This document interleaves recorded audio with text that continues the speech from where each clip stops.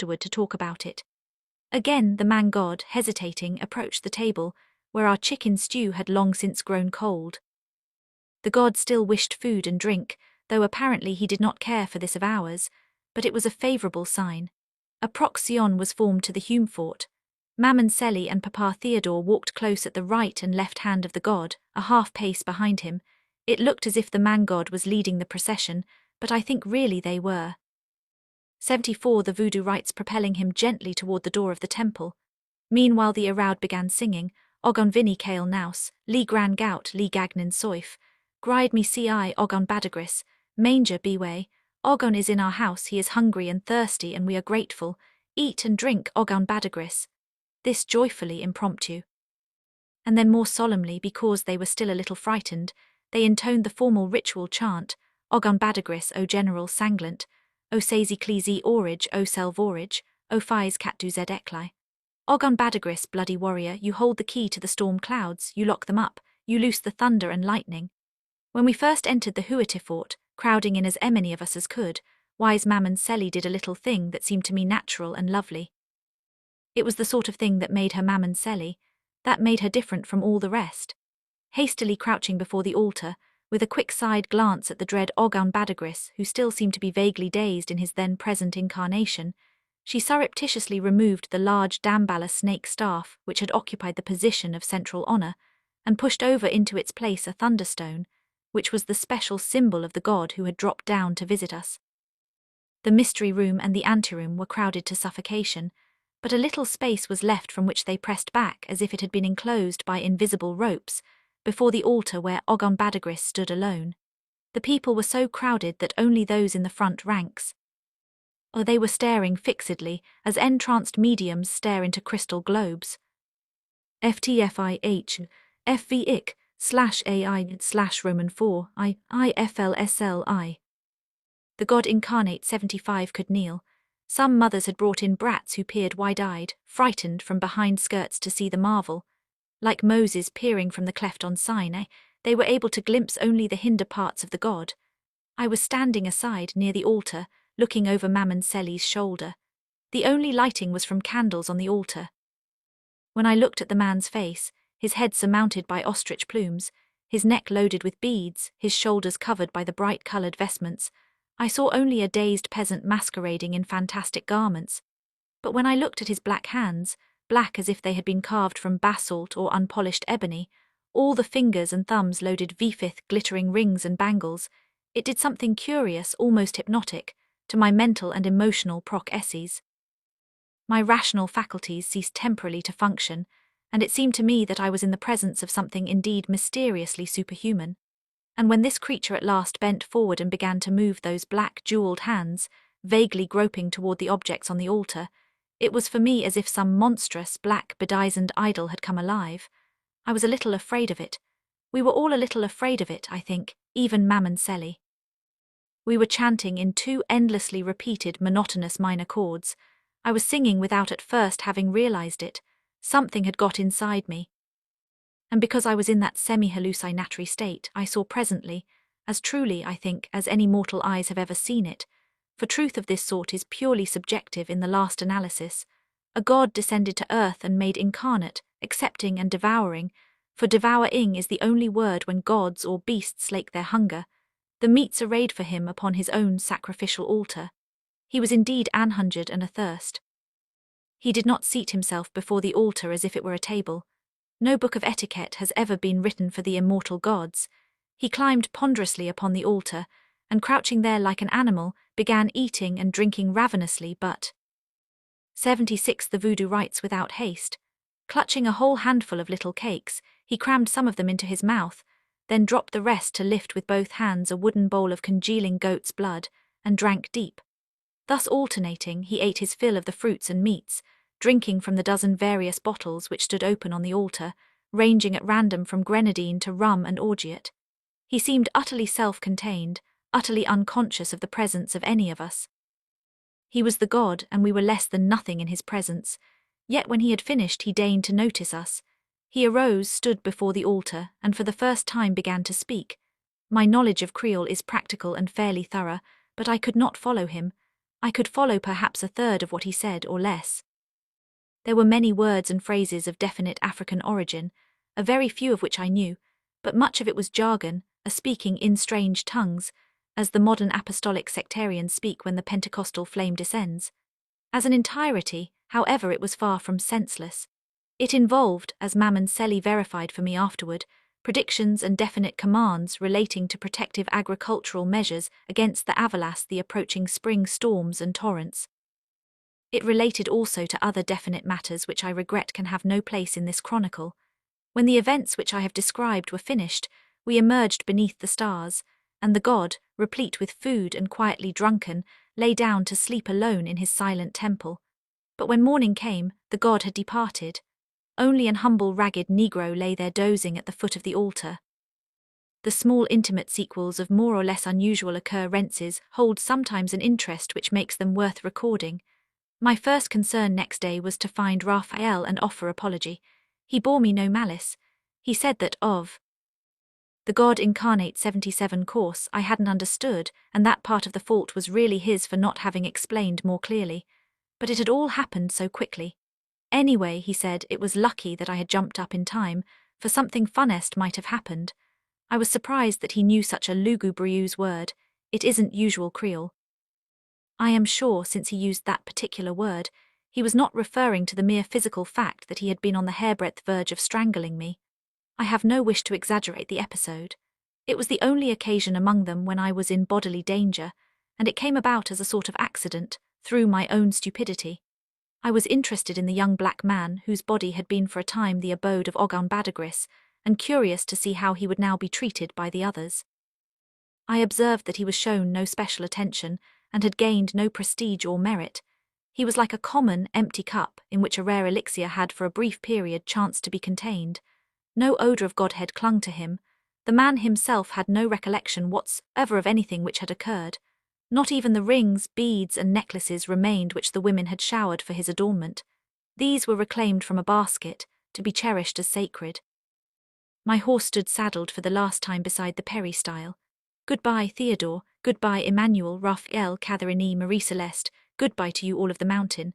And now farewell, Mammon Selly. Farewell, old priestess of dark mysteries. Farewell, old mother whom I love. I feel your arms around me and your wrinkled cheek wet with tears. Id your pi/v, I. Fart 2 Black Sorcery. Chapter I The Altar of Skulls in downtown Port-au-Prince, diagonally across the street from Moa and Lawrence, where Marine Corps officers, their wives, and occasional tourists go to buy jazz records and cocktail shakers, and to have their Kodak films developed. There is a small pharmacy with a large gilded lion suspended from an iron strut projecting over the sidewalk. Above this pharmacy is located the clinic of Dr. Arthur C. Holly, who has the largest practice of any Negro doctor in the Haitian capital. Mornings from 10 to noon, he treats charity patients, and his waiting room is crowded. In the afternoon, he treats the rich and well-to-do by appointment. H's desk is cluttered with the latest medical journals. His laboratory and operating room are scientifically equipped. There are few abler physicians, black or white, in the West Indies.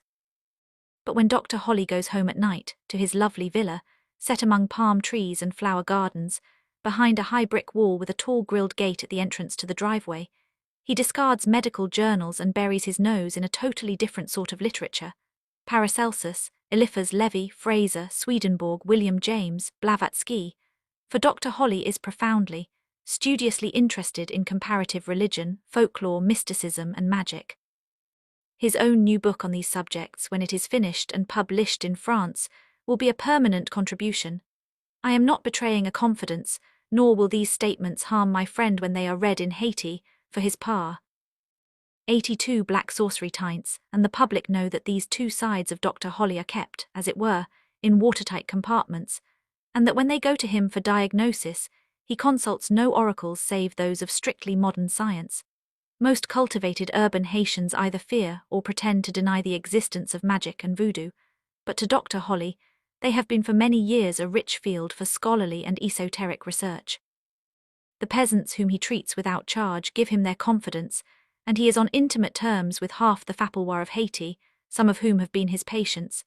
To my friend Holly I went one day concerning vague tales of a witchcraft cult in the peninsula, called L'Occult des T-Naughts, hoping that if it existed, he might put me in touch with some of its exponents.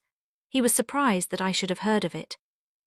These people, he said, are necromancers, users of corpses for magical purposes, though the word necromancy does not exist in our Creole vocabulary. What you ask is difficult, and your voodoo friends will not be able to help you. The practice is not widespread. Most orthodox members of the Petro and Legba voodoo cults hate and will have no dealings with them. It is barely possible, however, that something may be arranged. In my investigation of the cult des Marts, there were failures, refusals, difficulties, disappointments, frustrations. But one day a boy appeared at my house with a note. I had no telephone, asking me to go down to Dr. Holly's office. I went immediately and found him talking with a country girl, a coal-black, smooth-skinned negress who seemed to me particularly mild and childlike. He introduced us politely. Her name was Clasinia, Mamselle Clasinia. She stood up almost as tall as I, accepted my hand awkwardly, and non-committal, soft-voiced, amiable but not friendly, said, "Bonjour /blanc B." Dr. Holly explained that I was his trusted friend. Sec page .07, Croyance leading the 9 dead men and women. The altar of skulls 83 white Bocker who had gone round the world studying the stories in Old Guinea and in countries even farther distant. Oz, Papa, she agreed blandly, and Oz, Papa, she acquiesced again when Dr. Holly announced that Mamselle Clasinia was a Nebo of the cult des Marts, and that on Saturday afternoon I was going to visit her habitation in the hills. Dr. Holly had no intention of accompanying me. Since the coming of the American administration he has felt, because of his professional position, that he must forgo being present at even technical infractions of the legal prohibition against sortilege. As a fellow student of these matters, and as a fellow author, he could help me in obtaining data, but only as far as it involved no infringement of the statutes on his part. I arrived at the habitation before dusk. An old man and woman were expecting me, but Clasinia was not there. She would return presently, they told me. They gave me coffee and I sat smoking while they went about their occasions. Presently, as darkness fell, people began appearing until 2 or 3 dozen had arrived. They looked at me suspiciously, and their grudging salutations were not friendly. But after the old woman had whispered among them, they seemed satisfied, at least not aggressively unpleasant. Time passed and nothing happened. At last, about 9 o'clock, they went into the house, and a quarter of an hour later the old man, who seemed to be head of the place, perhaps Clasinia's father, emerged and took me inside. The narrow oblong room was bare except for a common table with a red and white checkered tablecloth on which were laid skulls, bones, a shovel, a pickaxe. There was a wooden cross painted like a totem pole, wreathed by a feather boa. Before it were rows of lighted tapers, slender, brown, crudely made candles, of the sort placed on grave. Black sorcery 84 and in the niches of tombs. There were no voodoo symbols or sacred objects of any sort. This was not voodoo, nor was it religious. There was additional light from a smoking tin lamp fastened to a post which supported the roof.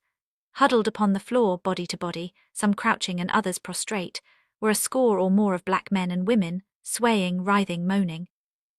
Before the altar of skulls, facing us, stood 3 human figures, grotesque yet indescribably sinister. All 3 who stood there were women. The tall central figure, the fawn and mild Clasinia, now completely changed, wore a soft white muslin skirt, above it a man's long-tailed black frock coat, and on her head a man's high silk hat. Her eyes were hidden by dark, smoked goggles. Why it was that as simple a thing as smoked goggles seemed horrible, I cannot tell, unless because they made the face impersonal, inscrutable. Grotesquely in the corner of her mouth, as if stuck into the mouth of a wooden dummy, was an unlighted cigar. Thus symbolically clothed, she was no longer a woman, but Papa Nebo, the male-female hermaphroditic oracle of the dead. The dark goggles meant that death was blind. This metamorphosed creature, which had been the girl Clasinia, but which was now neither man nor woman, or was both, was flanked on either side by 2 wives. At the right stood one woman without special garb, but holding in her hand a heavy bag. Her title was Gawed Mazaka. In the bag she carried an afterbirth and part of a naval cord, wrapped in the poisonous leaves of the man-chineal tree. At the left stood another woman with a high white turban wound awry. She was poised, motionless like a statue, but with her arms thrust forward and her hands clutching a half-empty rum bottle and a bludgeon. Her feet were planted wide apart, her head was thrown back, and there was a sort of shameless abandon in the whole posture of her body. She was called Gawed Ausu, the drunken one. The altar of skulls 85, possibly from a corruption of the Creole phrase, "O soul, thou art drunk." She was not actually drunk, for no drunken woman could have held that posture for a moment, and she stood fixedly. There then, before the altar piled with human bones, stood these three silent figures, in the dull smoky light, while the huddled, groaning, contorted bodies lay prostrate before them on the earthen floor. These moaning peasants meant to establish contact through the oracle, for various purposes, some innocent, some evil, with persons recently or long since dead.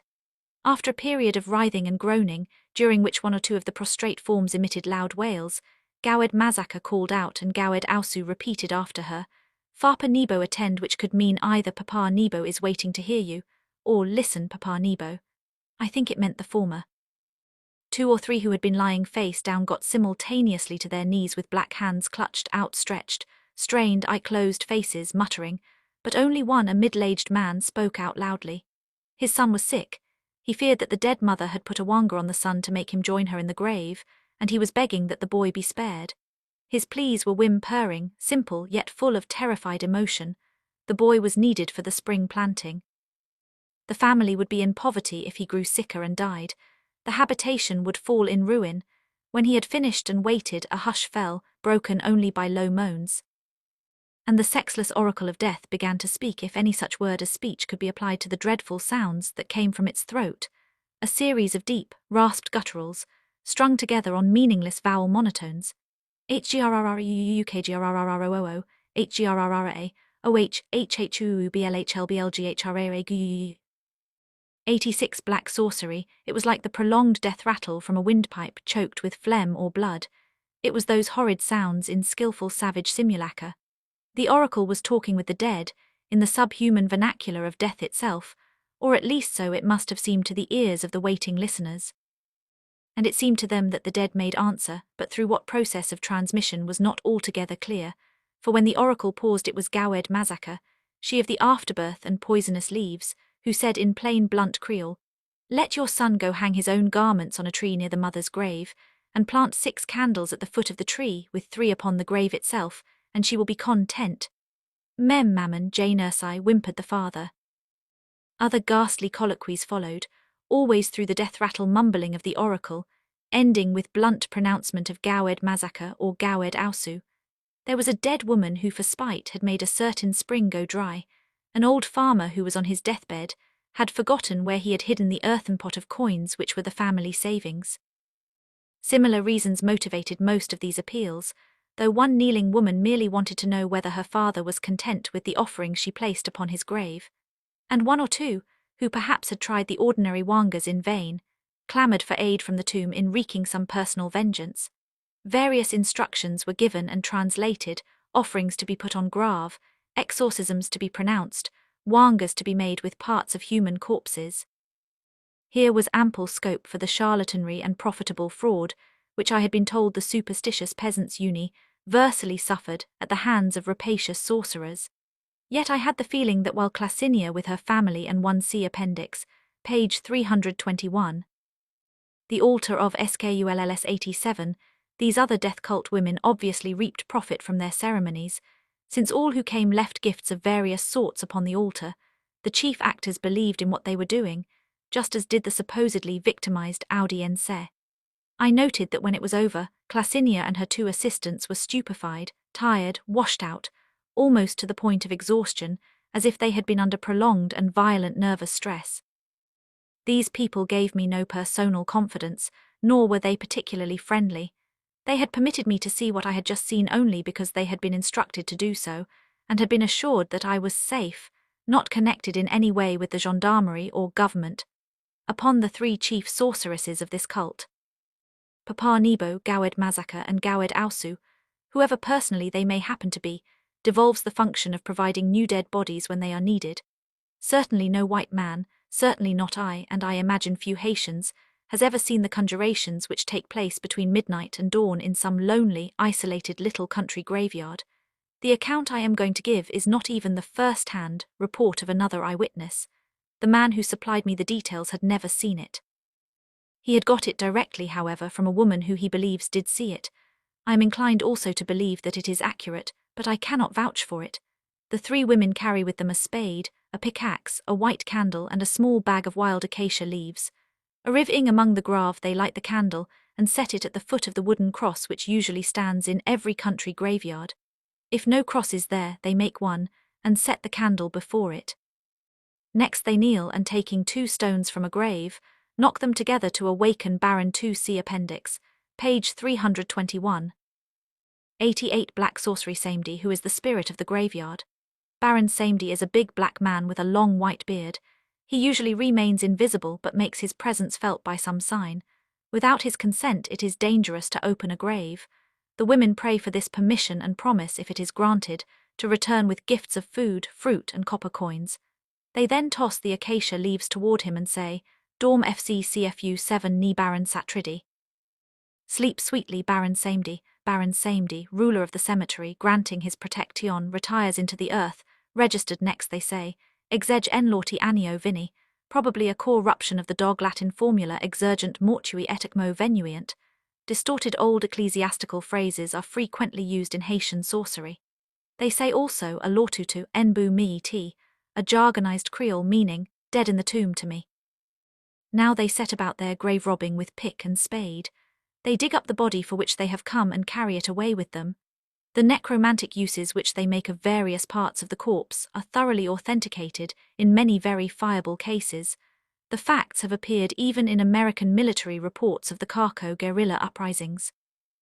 They rub grease made from the brains upon the edges of machetes and tools, so that they will be intelligent and cut more accurately. On the head of the hammer, so that it will know always where to strike. Upon the sights of a gun, so that the bullet will reach its mark. The heart they dry and use to give courage to weak persons who eat small portions of it or carry bits of it in a tiny bag strung around their necks. From other parts of the body are concocted wangas, capiculatas, filters, charms for various purposes, benevolent and malevolent. The skull and bones become a 3C appendix, page 323. The altar of skulls 89 part of the permanent altar paraphernalia. This cult des Marts is a limited witchcraft group. In America, the word voodoo has come to mean indiscriminately any Negro sorcery, secret ceremony, or old African witch doctor practice. In Haiti, the word is similarly loosely used, sometimes even by natives, so that when they wish to distinguish sharply, they are likely to use the word Raidu as the name of their religion, and service retro or service legba for their ceremonial religious rites. This cult des Marts is not Raider. While the corpse sorcerers and their adherents are a group limited and feared, it is true that all Haitian peasants are on curiously intimate terms with their dead and seem almost totally devoid of that special, unreasoning terror of graveyards, ghosts, haunts, and dead bodies, merely as such, which is traditional among rural Negroes, and some white people too in the United States. Riding through the mountains between Morne Ruiz and Les Verrettes late one night, I heard shouting, singing, and sounds of bamhoch in a group of habitations hidden by a clump of banana trees in a ravine below the trail. If the drums had been going, I should have guessed it to be an ordinary Congo dance. I dismounted and led my horse zigzagging downward. One of the compounds with its huts was lighted by tin lamps and resin torches, the yard thronged with people.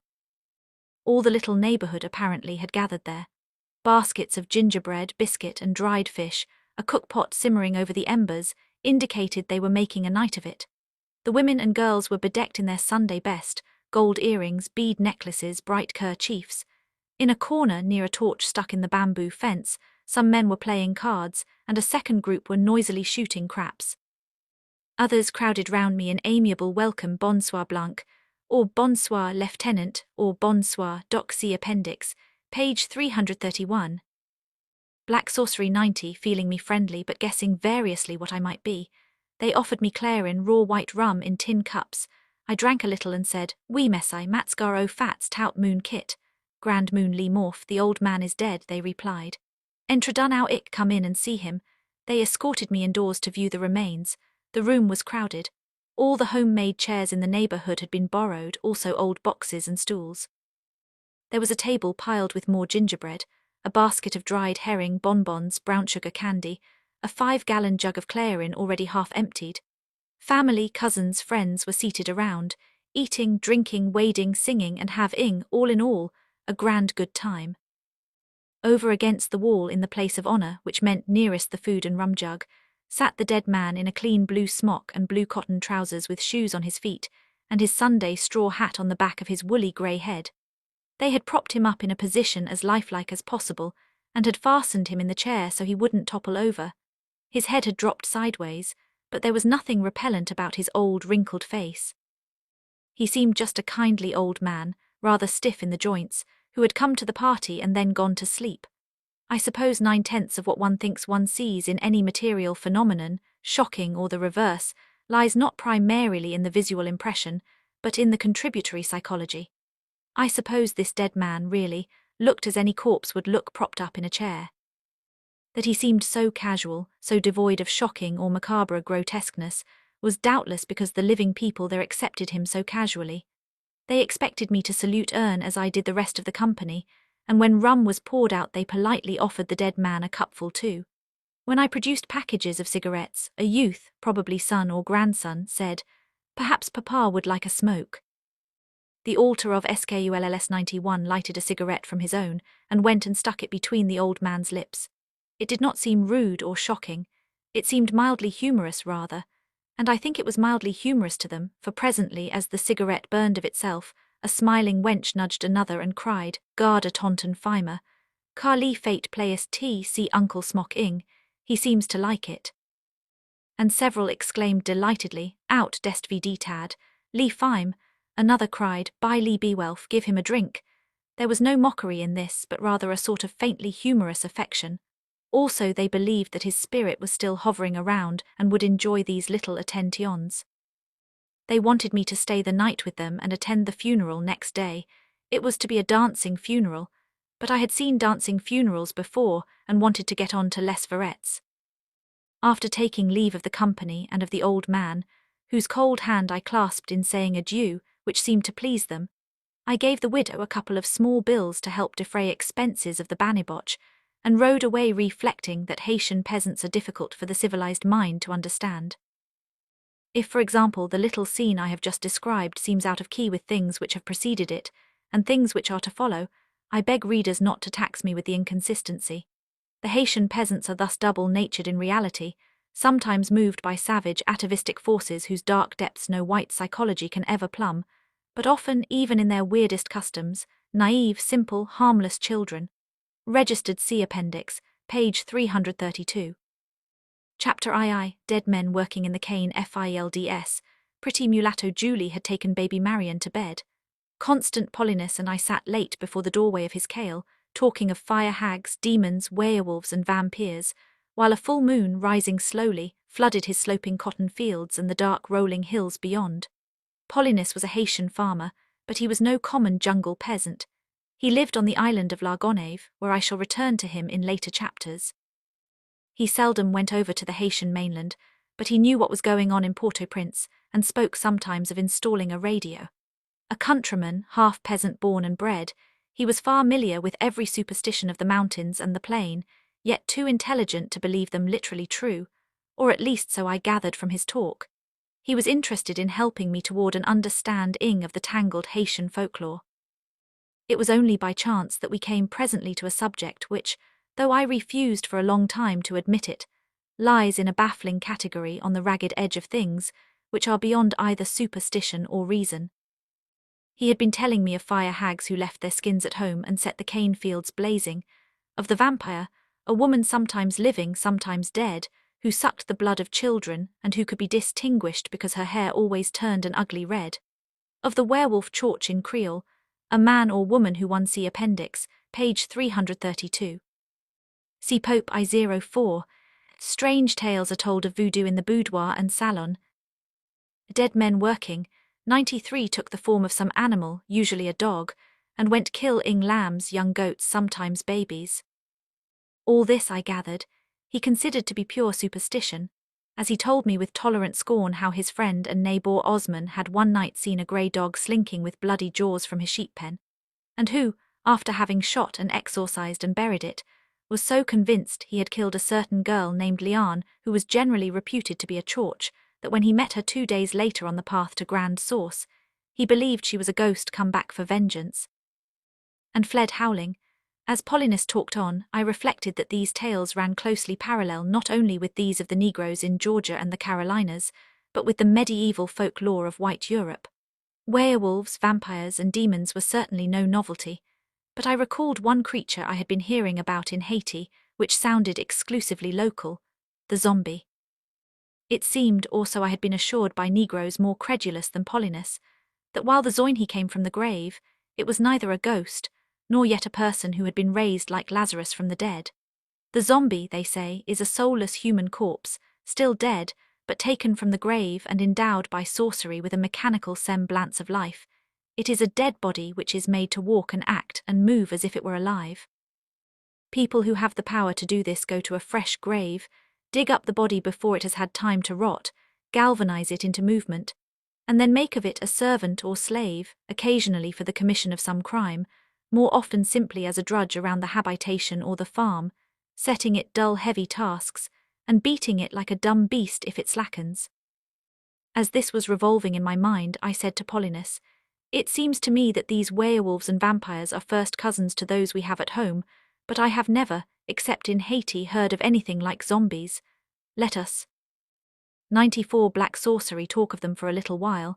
I wonder if you can tell me something of this zombie superstition. I should like to get at some idea of how it originated." My rational friend Paulinus was deeply astonished. He leaned over and put his hand in protest on my knee. "Superstition? But I assure you that this of which you now speak is not a matter of superstition. Alas, these things, and other evil practices connected with the dead, exist. They exist to an extent that you whites do not dream of, though evidences are everywhere under your eyes. Why do you suppose that even the poorest peasants, when they can, bury their dead beneath solid tombs of masonry? Why do they bury them so often in their own yards, close to the doorway? Why, so often, do you see a tomb or grave set close beside a busy road or footpath where people are always passing? It is to assure the poor unhappy dead such protection as we can. I will take you in the morning to see the grave of my brother who was killed in the way you know. It is over there on the little ridge which you can see clearly now in the moonlight, open space all round it, close beside the trail which everybody passes going to and from Grand Source. Through 4 nights we watched yonder in the peristyle, Osman and I, V/ith shotguns, for at that time both my dead brother and I had bitter enemies, until we were sure the body had begun to rot. No, my friend, no, no. There are only too many true cases. At this very moment in the moonlight there are zombies working on this island, less than 2 hours' ride from my own habitation. We know about them, but we do not dare to interfere so long as our own dead are left unmolested.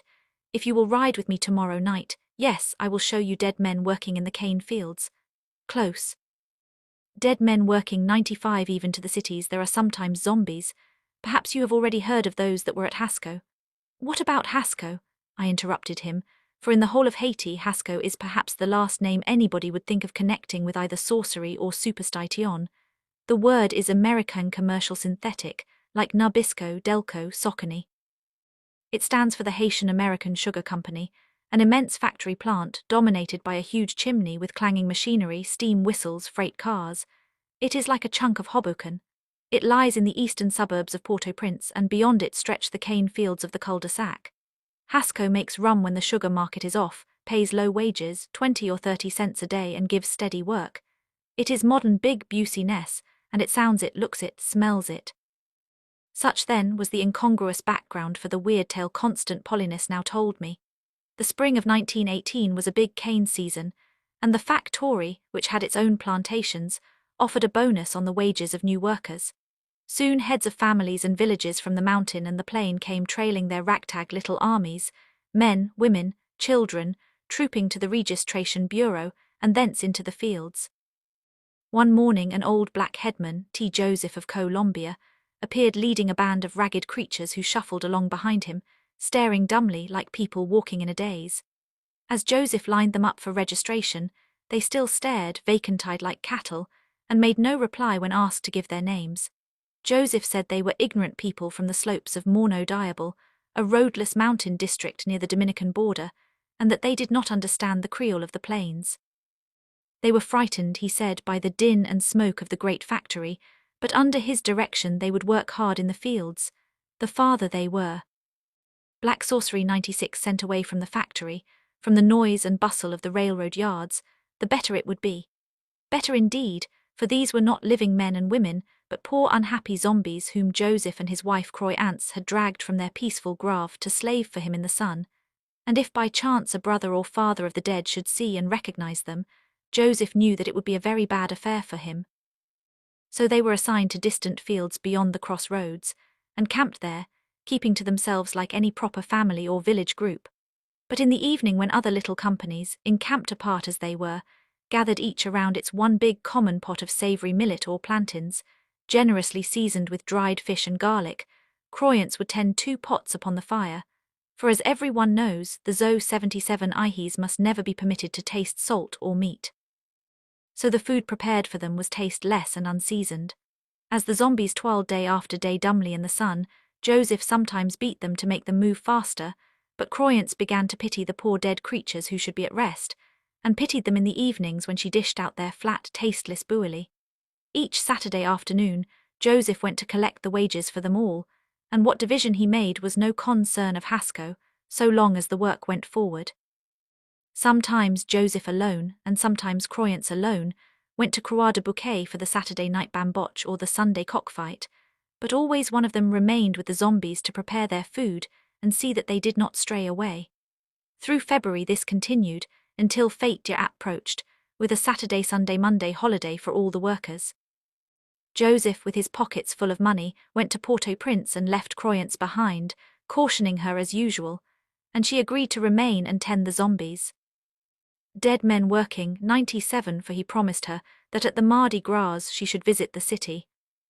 But when Sunday morning dawned, it was lonely in the fields, and her kind old woman's heart was filled with pity for the zombies, and she thought, perhaps it will cheer them a little to see the gay crowds and the processions at Croix de Bouquet, and since all the mono-diable people will have gone back to the mountain to celebrate fête d'hier at home, no one will recognize them, and no harm can come of it. And it is the truth that Croyance also wished to see the gay procession. So she tied a new bright-coloured handkerchief around her head, aroused the zombies from the sleep that was scarcely different from their waking, gave them their morning bowl of cold, unsalted plantains boiled in water, which they ate dumbly uncomplaining, and set out with them for the town, single file, as the country people always walk. Croyance, in her bright kerchief, leading the 9 dead men and women behind her, past the railroad crossing where she murmured a prayer to Legba, past the great white-painted wooden Christ, who hung life-sized in the glaring sun, where she stopped to kneel and cross herself. But the poor zombies prayed neither to Papa Legba nor to Brother Jesus, for they were dead bodies walking, without souls or minds. They followed her to the market square, before the church where hundreds of little thatched, open shelters, used on weekdays for buying and selling, were empty of trade, but crowded here and there by gossiping groups in the grateful shade. To the shade of one of these market booths, which was still unoccupied, she led these 7 enbys, and they sat like plee asleep with their eyes open, staring but seeing nothing, as the bells in the church began to ring, and the procession came from the priest's house, red-purple robes, golden crucifix held aloft, tinkling bells and swinging incense pots, followed by little black boys in white lace robes, little black. 98 black sorcery girls in starched white dresses, with shoes and stockings from the parish school, with coloured ribbons in their kinky hair, a nun beneath a big umbrella leading them. Croyance knelt with the throng as the procession passed, and wished she might follow it across the square to the church steps, but the zombies just sat and stared, seeing nothing. When noontime came, women with baskets passed to and fro in the crowd, or sat selling bonbons, which were not candy but little sweet cakes, figs, which were not figs but sweet bananas, oranges, dried herring, biscuit, cassava bread, and clarin poured from a bottle at a penny a glass. As Croyance sat with her savoury dried herring and biscuit baked with salt and soda, and provision of clarin in the tin cup by her side, she pitied the zombies who had worked so faithfully for Joseph in the cane fields, and who now had nothing, while all the other groups around were feasting. And as she pitied them, a woman passed, crying, "Tablets, tablets, pistaches, T-oys poor Dick's cobs." Tablets are a sort of candy, in shape and size like cookies, made of brown cane sugar, rapadou, sometimes with pistaches, which in Haiti are peanuts, or with coriander seed. And Croyance thought, these tablets are not salted or seasoned, they are sweet, and can do no harm to the zombies just this once. So she untied the corner of her kerchief, took out a coin, a gordon, the quarter of a gourd, and bought some of the tablets, which she broke in halves and divided among the zombies, who began sucking and mumbling them in their mouths. But the baker of the tablets had salted the pistache nuts before stirring them into the rapido, and as the zombies tasted the salt, they knew that they were dead and made a dreadful outcry and arose and turned their faces toward the mountain. See page 99. No one dared to stop them, for they were corpses walking in the sunlight. Dead men working, 99. No one dared stop them, for they were corpses walking in the sunlight, and they themselves and all the people knew that they were corpses. And they disappeared toward the mountain. When later they drew near their own village on the slopes of Mornodiable, these dead men and women walking single file in the twilight, with no soul leading them or daring to follow, the people of their village, who were also holding hambotch in the marketplace, saw them drawing closer, recognized among them fathers, brothers, wives and daughters whom they had buried months before. Most of them knew at once the truth, that these were zombies who had been dragged dead from their grave, but others hoped that a blessed miracle had taken place on this fete year, and rushed forward to take them in their arms and welcome them. But the zombies shuffled through the marketplace, recognizing neither father nor wife nor mother, and as they turned leftward up the path leading to the graveyard, a V. Oman, whose daughter was in the procession of the dead, threw herself screaming before the girl's shuffling feet and begged her to stay.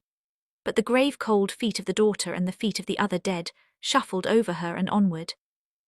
And as they approached the graveyard, they began to shuffle faster and rushed among the grave, and each before his own empty grave began clawing at the stones and earth to enter it again. And as their cold hands touched the earth of their own grave, they fell and lay there, rotting carrion. That night the fathers, sons and brothers of the zombies, after restoring the bodies to their grave, sent a messenger on muleback down the mountain, who returned next day with the name of T. Joseph, and with a stolen shirt of T. Joseph's which had been worn next his skin and was steeped in the grease sweat of his body. They collected silver in the village and went with the name of T. Joseph and the shirt of T. Joseph to a boka. 100 black sorcery beyond Traukaman, who made a deadly needle wanga, a black bag wanga, pierced all through with pins and needles, filled with dry goat dung, circled with cock's feathers dipped in blood. And lest the needle wanga be slow in working or be rendered weak by Joseph's counter-magic, they sent men down to the plain, who lay in wait patiently for Joseph, and one night hacked off his head with a machete.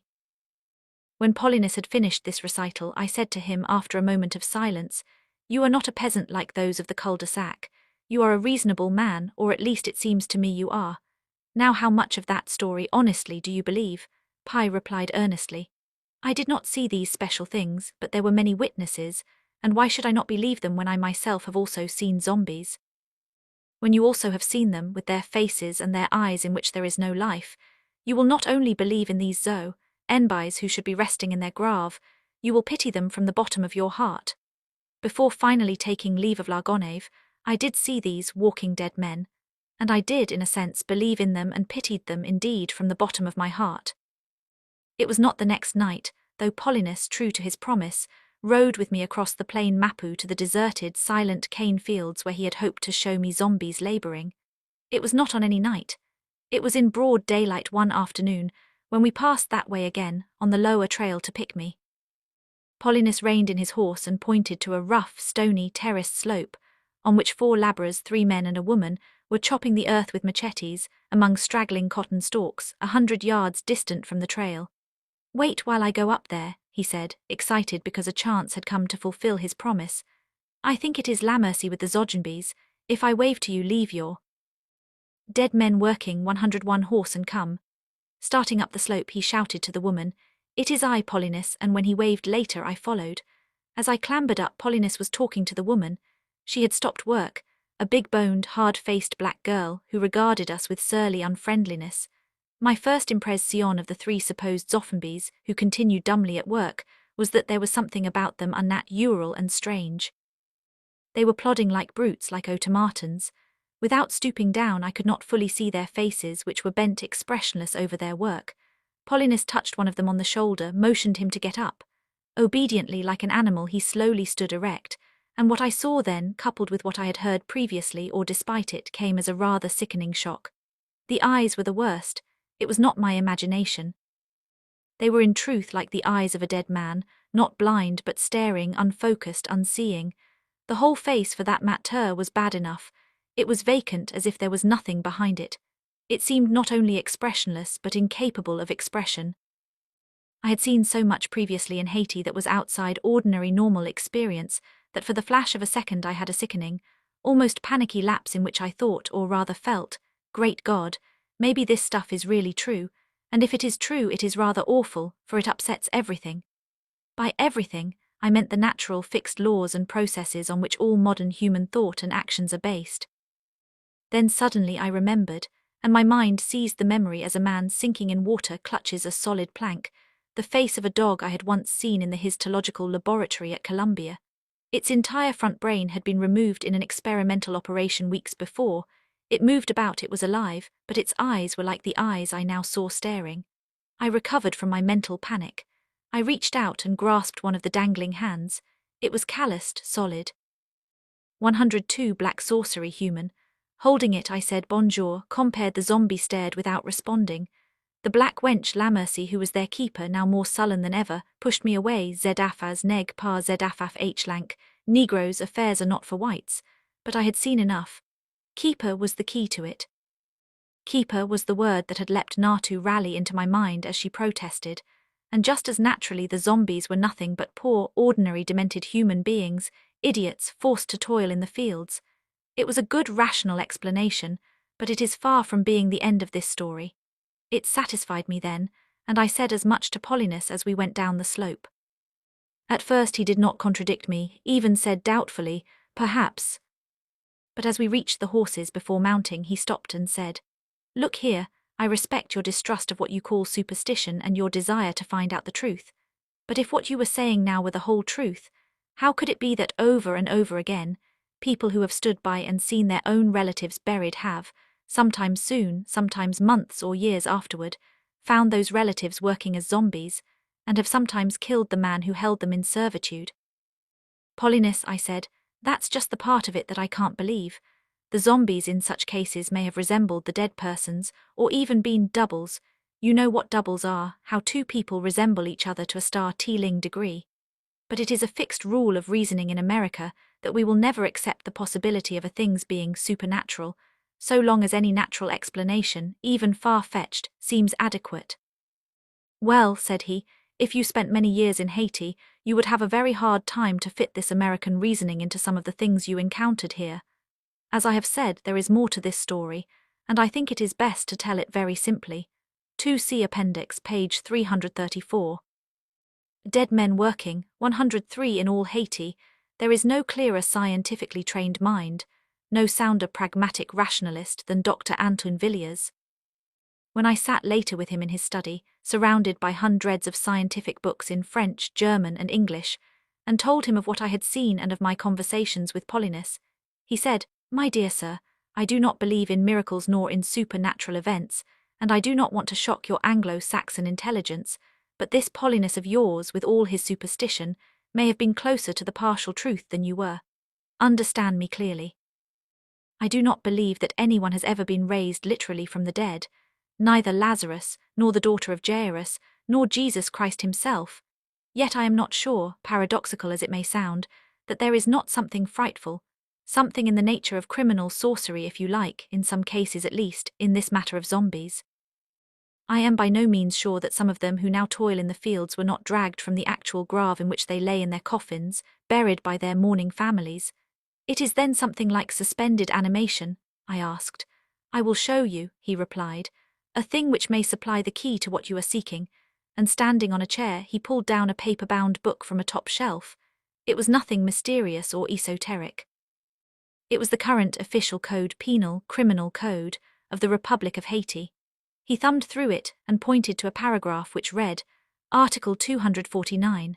Also shall be qualified as attempted murder the employment which may be made against any person of substances which, without causing actual death, produce a lethargic coma more or less prolonged. If, after the administering of such substances, the person has been buried, the act shall be considered murder no matter what result follows. Registered C Appendix, page 335. Chapter III Tousel's Pale Bride. What proportion of the Haitian upper classes believe secretly in sorcery, and voodoo is impossible to ascertain and difficult to guess. Not 1 in 1,000, I have been told. 999 in every 1,000, I have also been told, and both answers came from Haitians who were themselves of that class, yet I am convinced that neither answer was approximately correct. I believe, and this is ventured simply as an opinion, that very few of them adhere to voodoo as a religion, but that a great majority of them fear its magic. Strange tales, however, are told in Port-au-Prince of both these phases of voodoo in the boudoir and salon, and whenever this subject becomes the topic of more or less confidential speculation, someone is always certain to recall and tell the story of how and why Pierre Beranger, a Catholic priest as distinguished for his mundane elegance and the exquisite diction of his classical French sermons as for his inner piety, astounded his fashionable congregation one Sunday morning by mounting the pulpit and denouncing them in blunt jungle Creole. Before coming to that, however, I must revert for a moment to the peasants. If you stroll through any market, even in the cities, where country women are assembled with their produce, you will see here and there among them some woman fantastically garbed. She will be wearing usually a white dress, but an irregular shoulder of the dress may be black or glaring red, not dyed so, but a sort of huge, crazy quilt patch sewn on. Another may wear a dress made entirely of large, angular, crazy quilt cotton patches in clashing TOUSSELS pale bride 105 colours, another a bodice perpendicularly divided off-centre, so that 2/3 of the upper body is clothed in white, the other third, as if sliced off in black. The effect is not gay or holiday-like, but conspicuous and grotesque. A woman thus garbed is usually sullen or defiant if she is questioned or eyed too curiously. Others may be seen more rarely, particularly on mountain trails, wearing coarse burlap sacks, with holes cut in the top for head and arms to come through. These are all penitential garments imposed by the papaloi, either as a penance for some offence committed against the voodoo gods, or to aid in the working of some charm, the averting of some impending evil, or the bringing about of some desired happening. The white Catholic priests, knowing the significance of these garments, generally bar peasants so clothed from entering a church or chapel. I recall one morning when with Pierre Pessel, cure of Truin, walking with Dr. Parsons and me along a mountain trail near his chapel, we met a peasant girl of his flock in piebald garments. Pierre Pessel was a tolerant old priest, but he became very angry, seized the girl by the arm, shook her, and talked to her bitterly.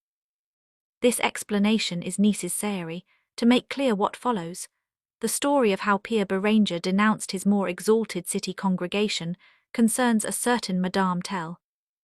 No need to distress this proud lady by using her family name, which is distinguished among the aristocracy of the Haitian capital. But she was a beautiful creature, and neither the fact that she was married nor the fact that she was an exemplary devout member of Pierre Beranger's congregation. It was said that he used to lend her the mystical works of Saint Teresa, and that she sometimes had pious fits of melancholy in which she considered renouncing all vanities to enter a Carmelite convent. None of these things, I am told, eclipsed her dominating charm in worldly social gatherings, but rather, by adding an element of mysterious soulfulness, enhanced it. I-6 Black Sorcery. The story is that one night Madame Tell appeared late at a grand ball, more beautiful than usual, in a new gown from Paris, extremely becoming but slightly less décolleté than was customary. This occasioned no surprise, for Madame Tell set fashions rather than slavishly followed them.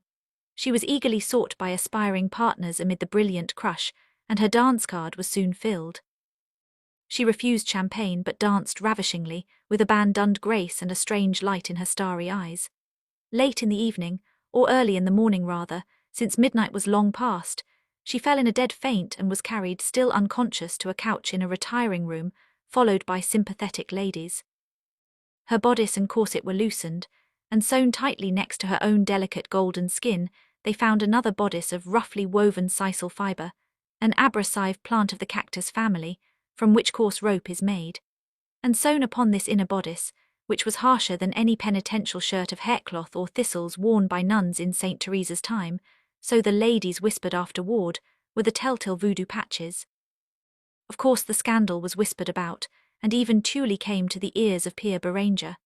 Furthermore, there had been other whisperings, less sensational in their denouement, but almost equally disturbing to his piety, of other ladies who had been said to wear coarse sacking, coloured patches, or little wanga bags beneath their finery.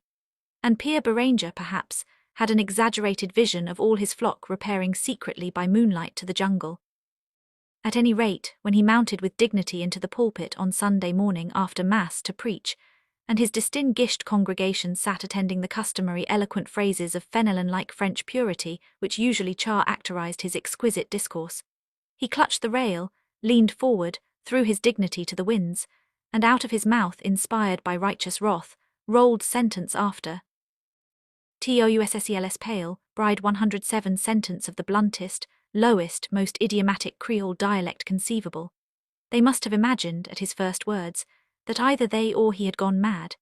It was as if the fashionable rector of All Saints on Fifth Avenue had suddenly begun to address his parishioners in slang of the Bowery underworld, or as if the vicar of St. Germain had assaulted the ears of his Parisian congregation with a volley of argot from the Halles.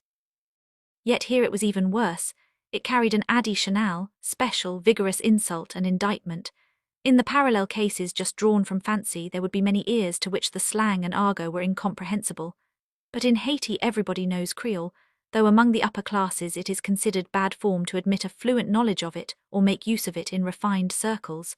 Therefore, at the outset, by this dramatic stroke, Pierre Beranger was stripping them. "You sit there in your silks and high-heeled shoes," he thundered, "but God only knows what you're wearing underneath. Ladies, superstitious savages, slicked up outwardly, heathen, pagan, snake-worshipping idolaters, some of you. How do you expect to limp straddle-legged into heaven with one foot in the church and the other in the Hume fort?" They say that he passed from invective to pleading, that he discoursed always in Creole for more than half an hour. It must have been a noble oration, but I am sure that pious Pierre Beranger was over-outraged, over-credulous, over-frightened, over-quick to generalize, and concurrently, with less excuse, I should be blamable if I implied or created the impression that the Haitian upper world was mysteriously honeycombed with voodoo. Such generalities have been asserted in print, but as generalities, they are not dependable.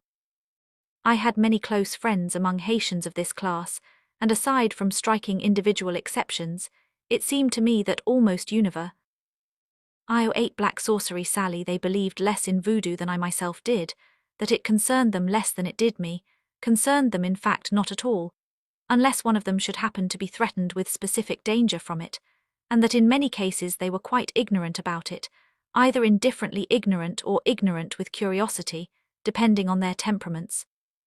I recall one night a family dinner at the Borsons. Pradle was there, also Leonce Bourneau, nephew of the President and now Consul General in New York, a niece also, I believe, of the President, Amile, Masson. I had returned from the mountains, and in answer to their questions was telling them of one of the simpler Legba ceremonies, something of the ritual processions and dank-ing, the chants, the names and attributes of various voodoo deities, and all of them listened as fascinated and surprised as if I had been telling them of exotic customs in some far-off land of which they had vaguely heard but never visited.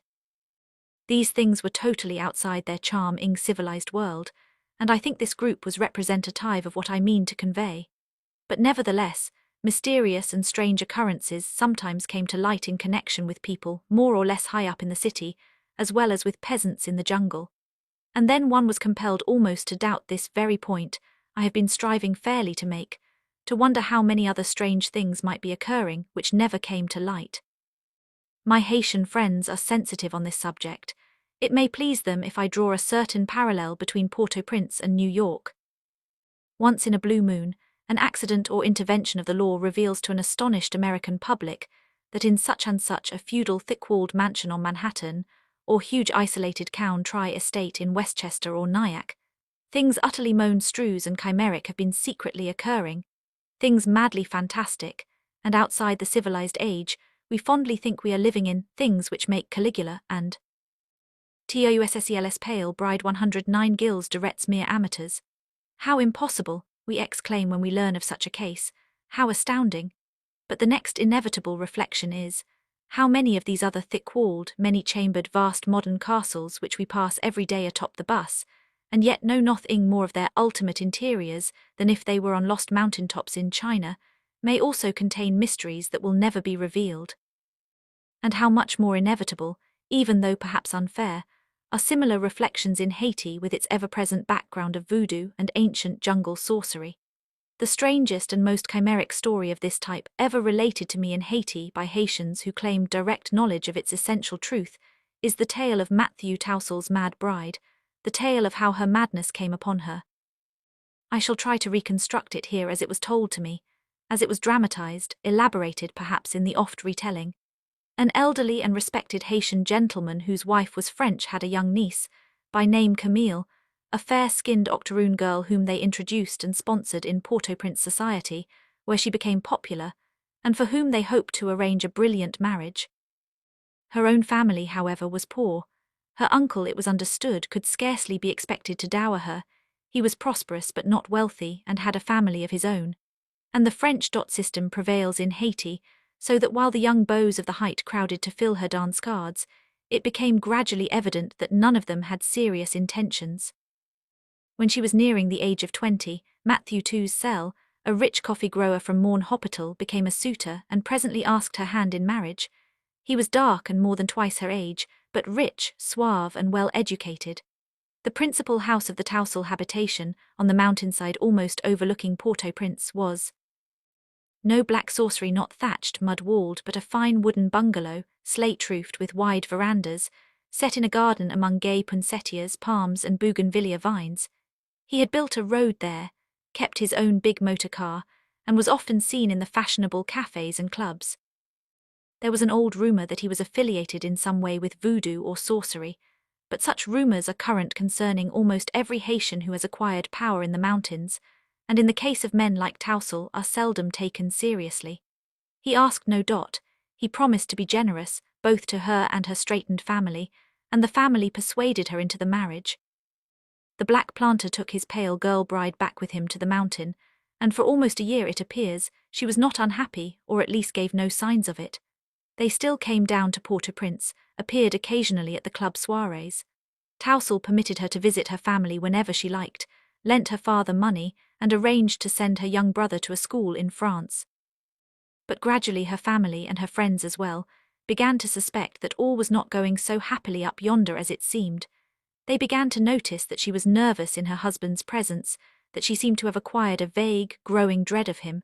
They wondered if Towsel were ill-treating or neglecting her. The mother sought to gain her daughter's confidence, and the girl gradually opened her heart. No, her husband had never ill-treated her, never a harsh word. He was always kindly and considerate, but there were nights when he seemed strangely preoccupied, and on such nights he would saddle his horse and ride away into the hills,